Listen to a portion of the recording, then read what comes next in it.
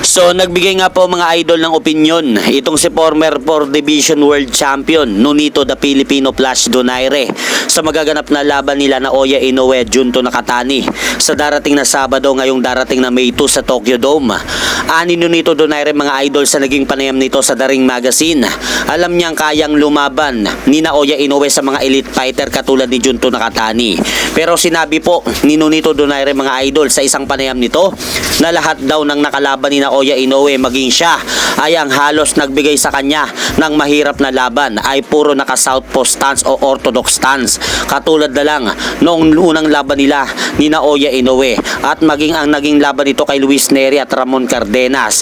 Dahil kung mapapansin po daw natin sinabi ni Nonito Donaire mga idol halos left hook po daw ang nagpabagsak kay na Oya Inoue. Kaya sa tingin daw ni Nonito Donaire mga idol isang mapanganib na naman daw ang susuungin ni na Oya Inoue sa darating na May 2 kontra dito kay Junto Nakatani. I think this fight is that wide because when it comes down to it, we've seen that Inoue gets hit with the left hook, but then he gets hit with the left eventually for everything else. I mean, Neri hit him with the left hook, I hit him with the left hook, so we see that vulnerability.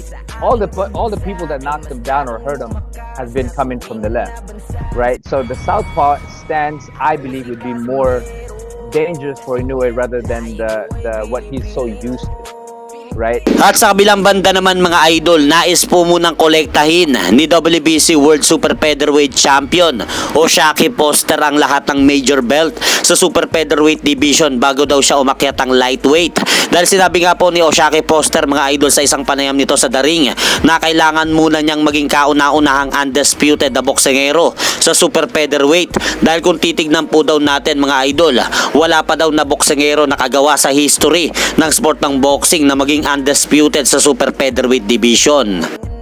And be the first one before I get up out of it. That would be my perfect idea. Get Navarrete or Kakachi next, and then get the other or after that, and then go straight to 35. I mean, 130 never had an undisputed champion. Hopefully I can make history and be the first one before I get up out of it. At mamaya naman po mga idol, abangan naman po natin ang official and final weigh-in na magaganap mamaya sa pagitan nila na Oya Inoue at Junto Nakatani dyan sa bansang Japan.